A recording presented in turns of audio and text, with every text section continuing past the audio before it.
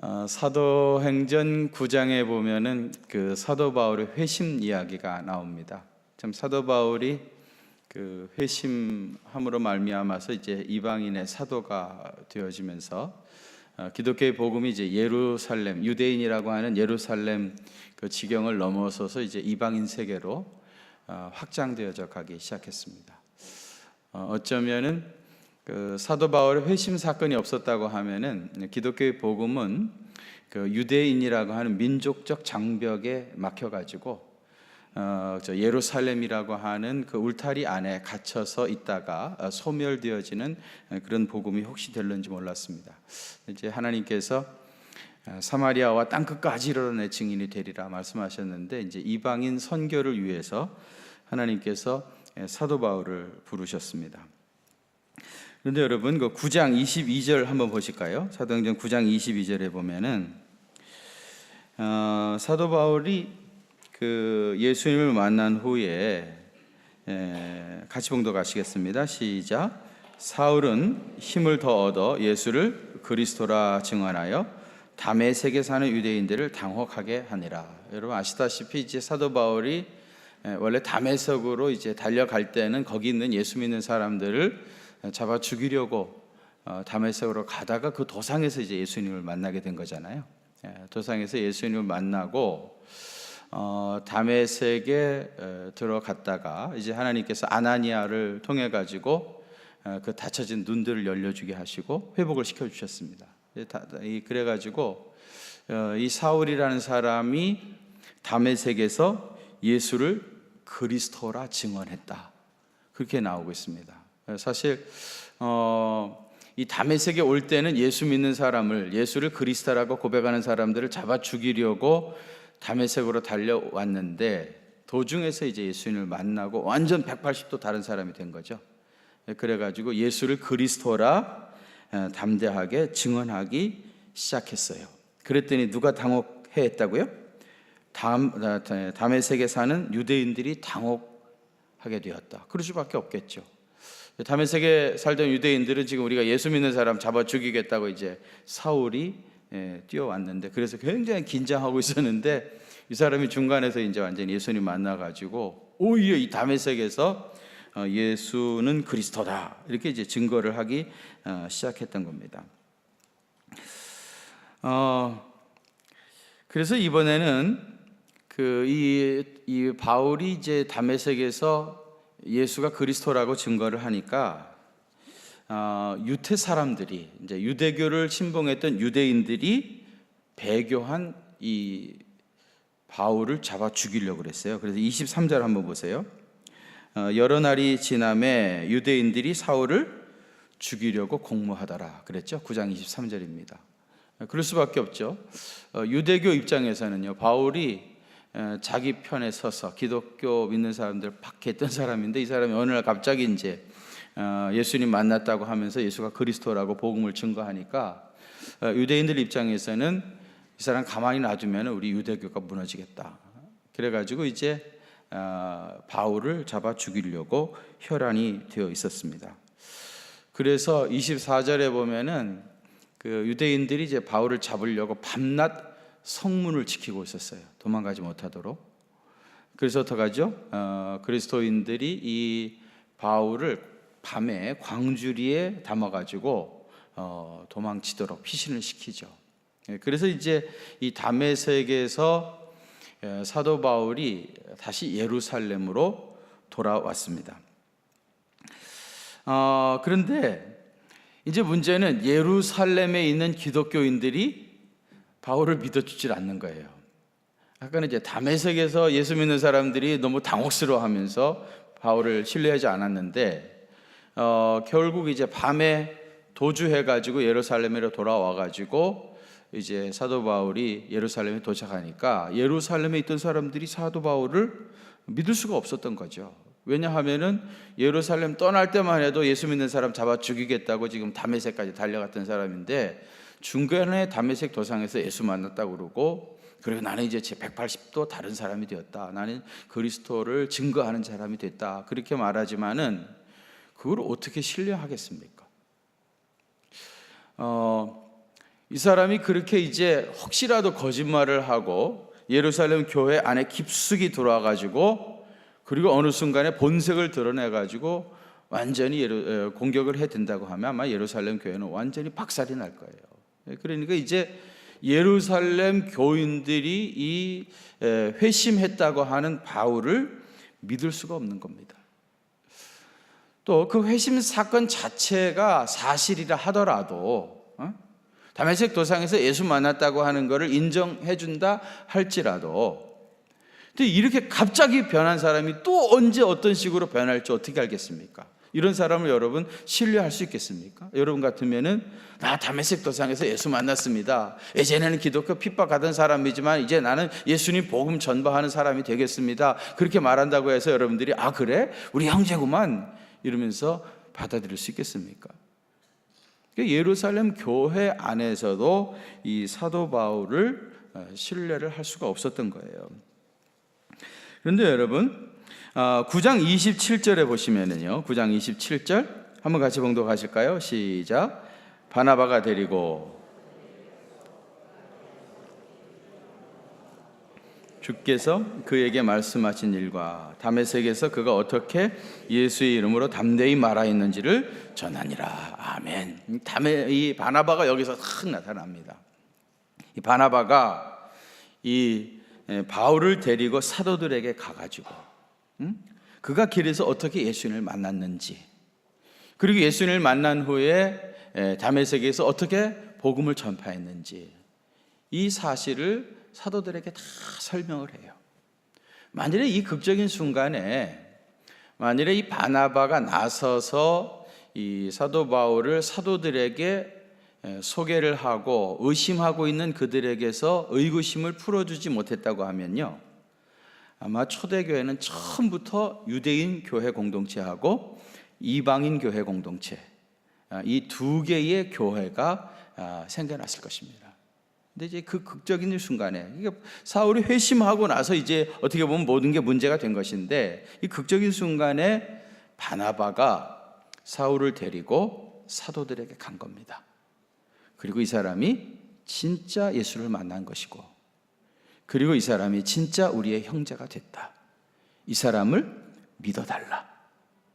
그렇게 이제 사도들에게 사울을 소개했던 사람이 바나바입니다. 근데 여러분 사실 누구를 소개한다고 하는 건 참 어려운 일이에요.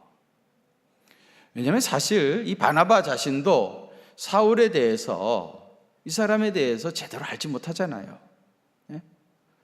그 내가 이렇게 내 인격을 걸고 이 사람을 소개했는데 이 사람이 나중에 어떻게 변화될지, 만일에 이 사람이 잘못되어져 버리면 그 모든 책임을 소개한 바나바가 다 져야 되는 겁니다. 그럼에도 불구하고 이 바나바가 바울을 사도들에게 이제 소개하게 되어집니다. 그런 엄청난 위험, 그런 리스크를 안고 바나바가 사울을 가슴으로 품게 되어집니다. 그래서 사실은요, 이 바나바는 원래 예루살렘 교회에서 사람들에게 가장 신뢰를 받고 존경받았던 사람이기 때문에 바나바가 사울을 신뢰한다고 하니까, 그렇잖아요. 우리도 소개하는 사람을 믿고 그의 말을 인정하는 거 아니겠습니까? 바나바가 사울의 회심 사건이 진정성 있는 사건이라고 얘기하니까 사람들이 사울을 받아들이게 됐던 겁니다. 그래서 여러분 9장 28절에서 30절 한번 같이 읽어보겠습니다. 시작. 또 주 예수의 이름으로 담대히 말하고 헬라파 유대인들과 함께 말하여 변론하니 그 사람들이 죽이려고 힘쓰거늘 형제들이 알고 가이사랴로 데리고 내려가서 다소로 보내리라. 거기까지만 읽겠습니다. 이렇게 해가지고 이제 그 사도들이 바나바의 소개를 인정해가지고 이제 사울을 형제로 받아들였어요. 그랬더니 사울이요 이제 막 예루살렘에서 겁없이 복음을 전파하기 시작하는 거예요. 지난번에 다메섹에 가서 다메섹에서도 막 복음을 전하다가 유대인들이 잡아 죽이려고 해가지고 밤에 광주리에 실려가지고 도피해서 예루살렘에 왔잖아요. 바나바가 이제 바울을 사도들에게 소개를 하니까 그리고 나니까 이제 그 예수님을 만나고 나니까 예수님을 만난 경험이 너무 뜨겁고 강렬하다 보니까 열정이 너무 강렬하니까 막 예루살렘에서 겁없이 복음을 전하기 시작했던 거예요. 근데 사도들이 가만히 보니까 저 사람 가만히 놔뒀다가는 결국은 유대인들에게 손에 잡혀가지고 죽겠다. 제대로 크지도 못하고 꽃도 피워보지 못하고 하나님께서 이방인을 위한 사도로서 쓰시려고 부르셨는데 제대로 사용되지도 못하고 결국은 유대 사람들한테, 여러분 예루살렘이라는 곳이 어떤 곳이에요? 완전 유대인의 본산지 아닙니까? 거기 뭐 예루살렘 성전을 비롯해 가지고 사내들인 공회원들이 있고요, 뭐 수많은 바리새인들이 있고 유대 랍비들이 뭐 득실득실하고, 사도 바울 자신도 거기서 그들과 함께 있었던 사람 아닙니까? 어느 날 다메섹 갔다 오더니 예수 믿는 사람 돼가지고 막 겁없이 기독교의 복음을 전하는 거예요. 그래가지고 사도들이 가만히 놔두면은 결국 이 사도 바울이 그 사람들에게 의해서 죽겠다, 제대로 꽃도 피지 못하고 죽겠다 걱정이 돼가지고 바울을 어떻게 해요? 30절에 가이사랴로 데리고 내려가서 다소로 보내니라. 이 다소가 사도 바울의 고향이죠.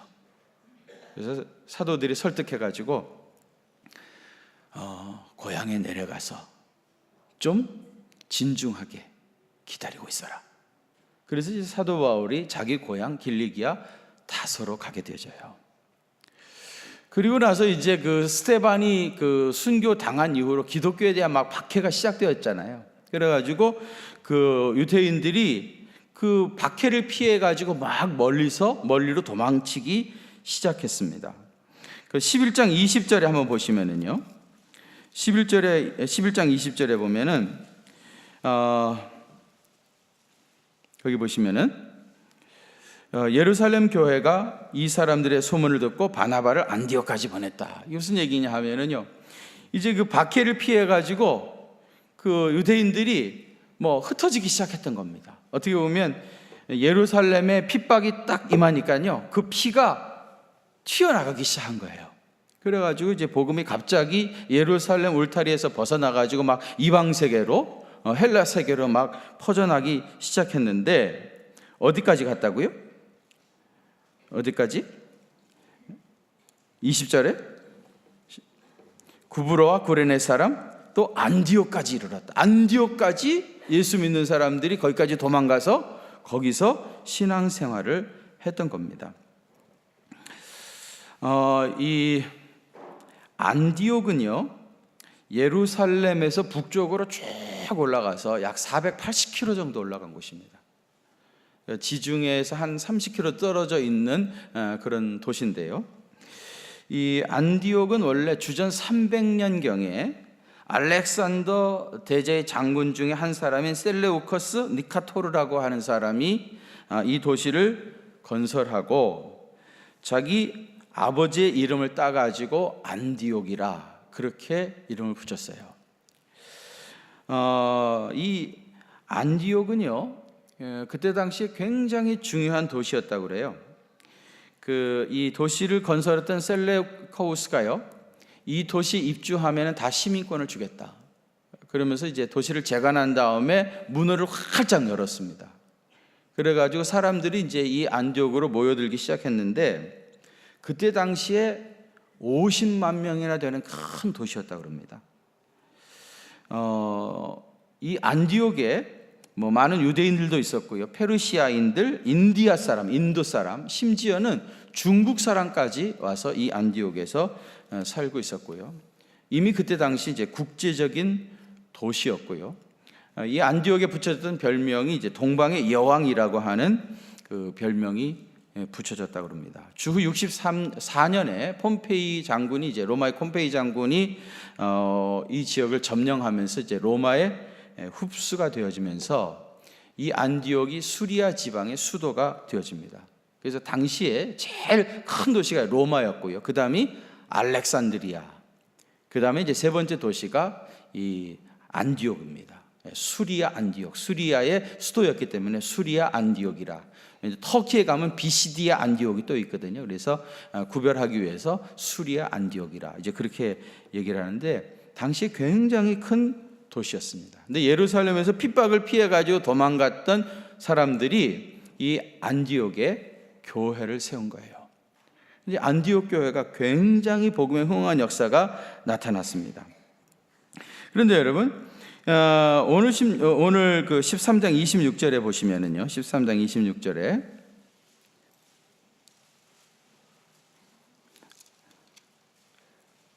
13장 26절이 아니고요, 11장 26절이네요. 11장 26절. 예. 거기 보면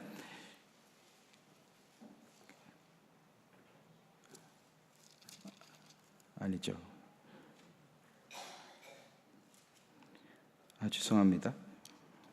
26일. 이 안디옥에서 그 비로소 그리스도인이라고 하는 칭호를 얻게 되어지죠. 그러니까 그리스도인이라고 일컬음을 받게 되었다. 일컬음을 받게 되었다라고 하는 표현은 수동태죠. 그러니까 우리가 자기들끼리 난 그리스도인이야 이렇게 말한 게 아니고, 그렇게 말한 게 아니라 사람들이 저 사람들은 그리스도인이야, 크리스찬이야, 그렇게 이제 부르기 시작했다는 거죠. 그래서 이제 크리스찬이라고 하는 이름이 제일 먼저 붙여진 데가 안디옥입니다. 안디옥. 이 크리스찬이라고 하는 이름의 뜻은 뭐죠? 여러분들 크리스찬 아닌가요?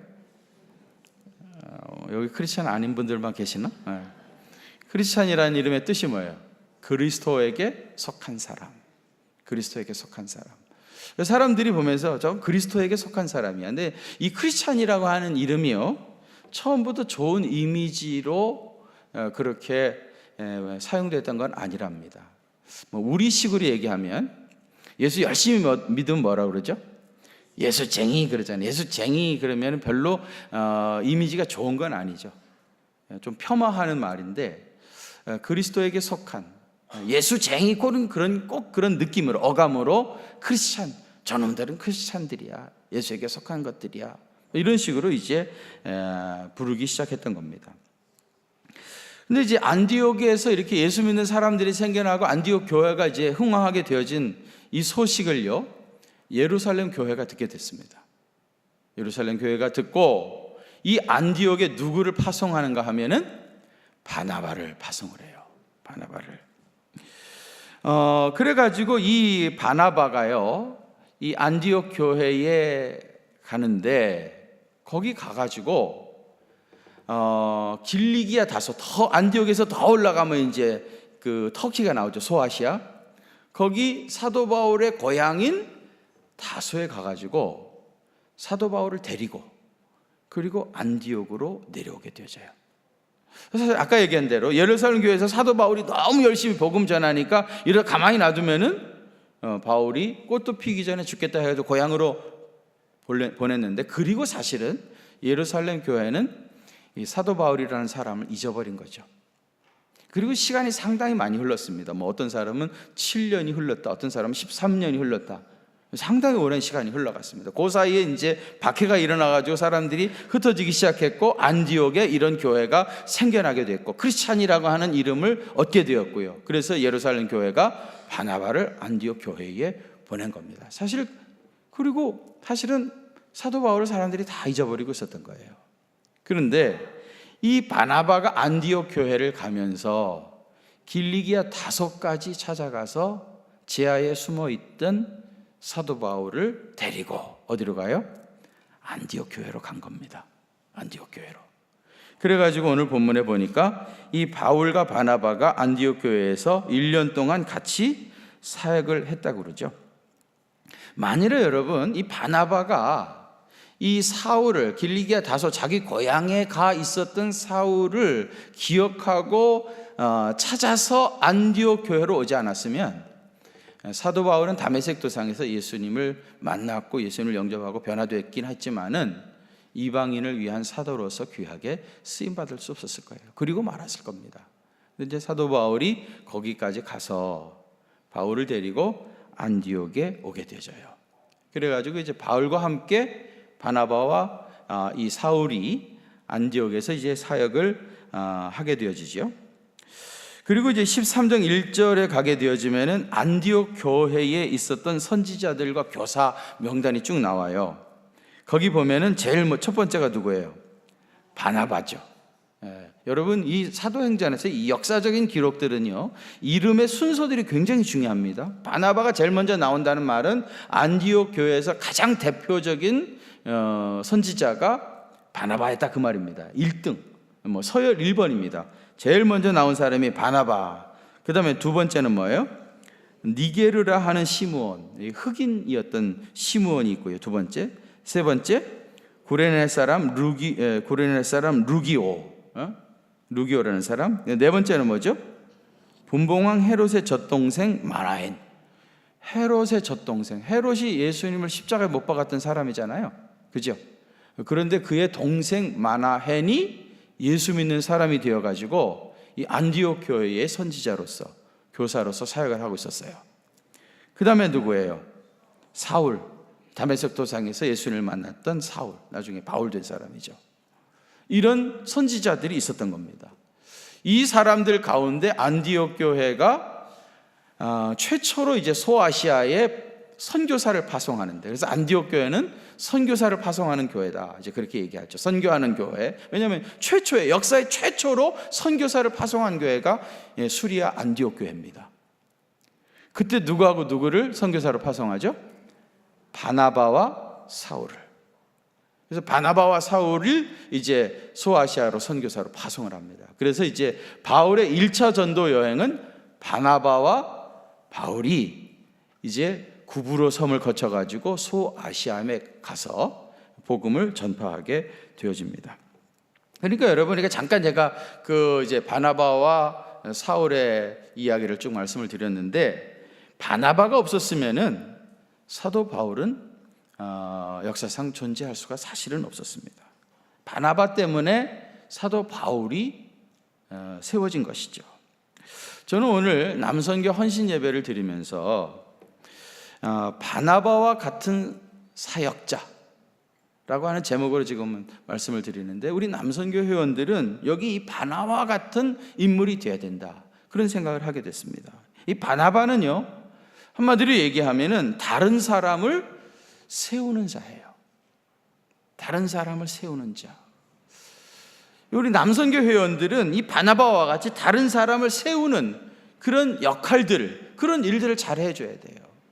그래서 많은 사람을 이렇게 격려하고 키우고 세워주는, 자기가 1등이 되는 게 아니라 다른 사람을 세워줘가는 그런 바나바와 같은 사역자들이 우리 남선교회 가운데 많이 나타나야 하겠다 하는 겁니다. 근데 여러분, 아까 얘기했죠? 이 사도행전에서, 역사서에서는요, 이름의 순서가 굉장히 중요하다고 그랬어요. 한번 보세요. 13장 2절. 13장 2절에 보면은, 그 마지막 부분에 보면 바나바와 사울을 따로 세우라. 그래가지고 바나바와 사울이 이제 선교사로서 파송을 받게 되었다 그랬죠? 이름의 순서가 어떻게 됐어요? 바나바와 사울입니다. 그 다음에 13장 7절 보세요. 13장 7절.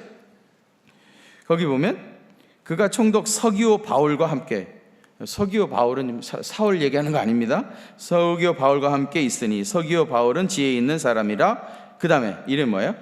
바나바와 사울이에요. 여기서도 바나바와 사울입니다. 그죠?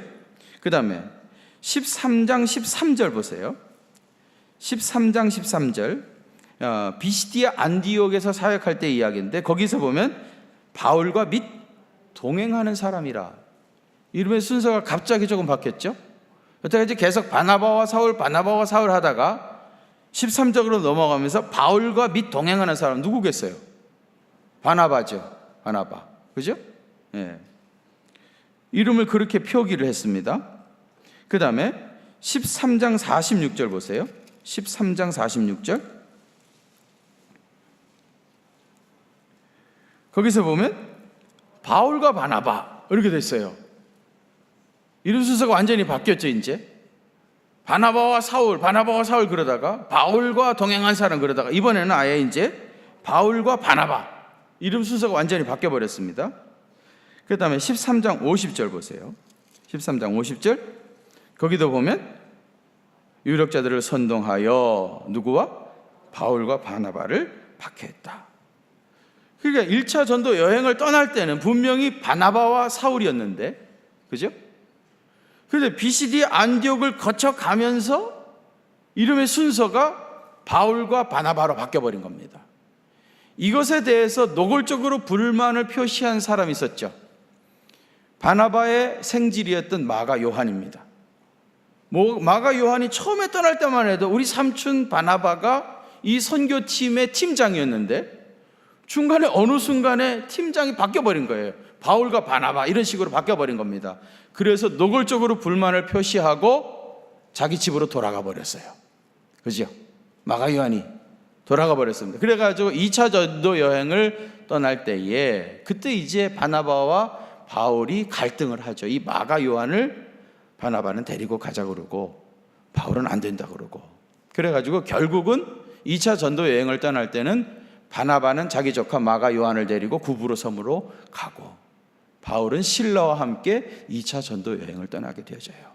근데 여러분, 여기 우리가 아까 본 것처럼 사실 처음에는 바나바와 바울 그렇게 시작했는데 분명히 안디옥 교회의 첫 번째 교사는 바나바였었는데 중간에 자기가 2인자가 돼버린 겁니다.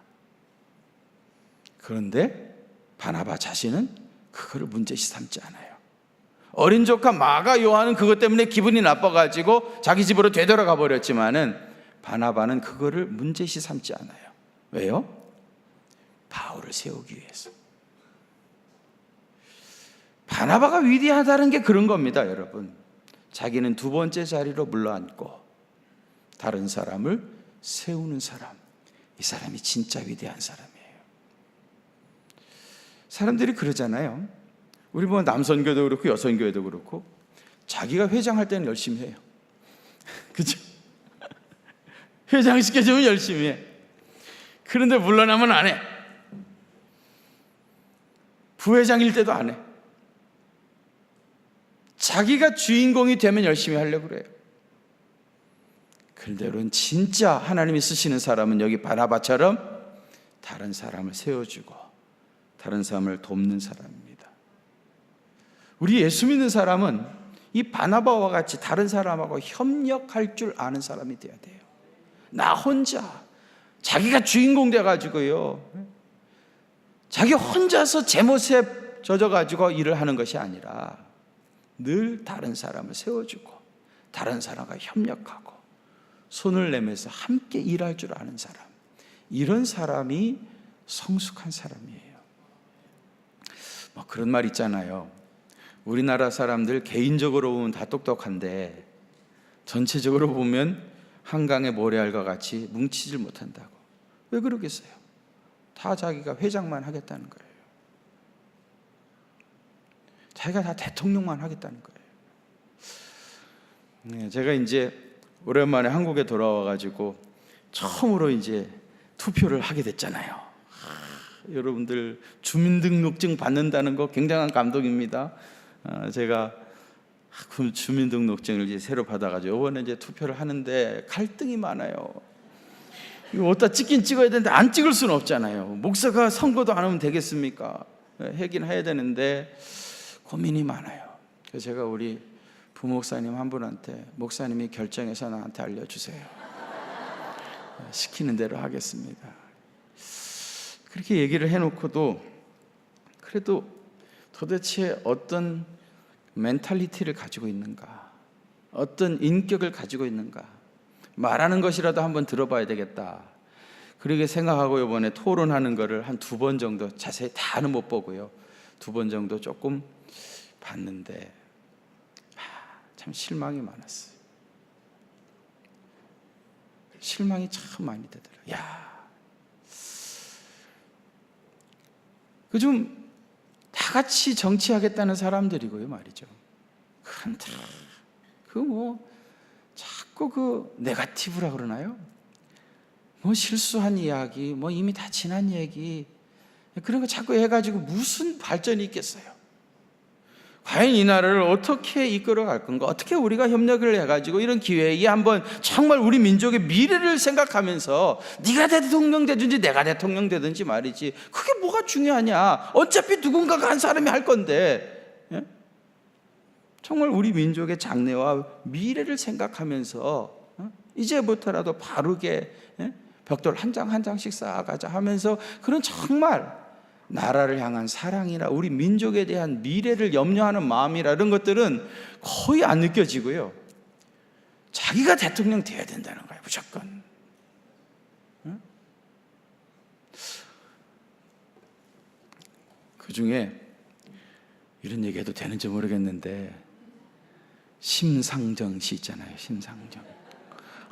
매력 있더라고요. 나는 지난번에 여자 대통령 됐었는데 또 될 일은 없으니까 그런데 나름대로 철학이 있어요. 할 말도 할 줄 알고 실력도 있고. 그렇다고 찍겠다는 말은 아니에요. 그건 여러 마음대로 그런 거예요. 그런데 어저께인가 어느 텔레비전에서 그 심상정 씨가 아주 잘하고 있다, 이거 칭찬을 막 하다. 거기 있는 사람이 다 거기 이제 전부 다 그 4명 후보들 진영에서 나온 사람인데 그 사람들이 같이 얘기하는데 그 사람이 잘한다 그러더라고. 그냥 마음이 너무 기뻐요. 그렇게 좀 칭찬해주고 말이죠. 인정할 거 인정해주면 얼마나 좋아요. 근데 그 사회자가 그러더라고요. 어차피 심상정 씨는 안 될 거니까, 경쟁이 아니니까 될 가능성은 없으니까, 그래서 그런지 막 이렇게 칭찬해주고 그러더라고요. 근데 저는 이 초대교회에 잊혀진 영웅 바나바처럼,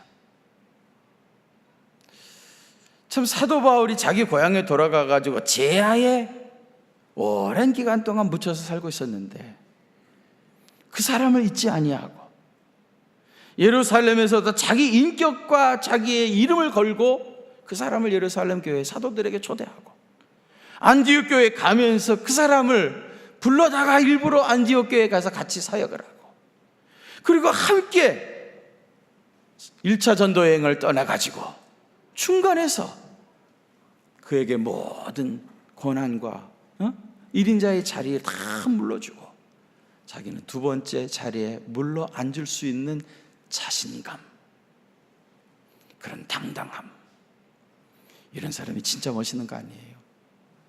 아마 저는 사도 바울이 이제 사람들이 사도 바울 선생님 그런 얘기 많이 하잖아요. 사도 바울이 자기가 사역함에 있어서 내가 제일 큰 은혜를 입었다면 분명히 바나바였습니다. 바나바 어른이 없었다고 하면 나라는 사람은 존재하지 않았습니다. 틀림없이 그가 그렇게 고백할 거예요. 저는 우리 남선교회 회원들뿐만 아니라 온 우리 경기중앙교회 온 교인들이 바나바와 같이 다른 사람을 세워주고 또 협력도 할 줄 알고, 그리고 또 십자가도 지고, 어떤 경우에는 만일에 이 사람이 잘못되어지면 내가 책임 다 져야 되는 거잖아요. 십자가도 질 줄 알고, 그래서 정말 하나님의 뜻을 이루어가는 성숙한 그리스도의 제자리 되었으면 좋겠습니다. 그런 은혜가 임하시기를 바랍니다. 거룩하신 아버지 하나님, 오늘 남선교회 헌신 예배를 통해서 잊혀진 영웅 바나바에 대해서 우리가 생각해 볼 수 있도록 은혜 주시니 감사드립니다. 우리가 바나바처럼 다른 사람을 세우는 자, 그리고 협력할 줄 아는 사람, 십자가를 스스로 질 줄 아는 그러한 믿음의 사람이 되어서 하나님의 거룩하신 뜻을 이루어드리고 주의 영광 나타내는 믿음의 사람 되실 수 있도록 주께서 은혜 더해 주옵소서. 특별히 오늘 헌신 예배를 드리는 남선교회 모든 회원들이 다 이 바나바 같은 믿음의 사람 되실 수 있도록 주께서 은혜 더해 주옵소서. 예수님 이름으로 간절히 기도하옵나이다. 아멘.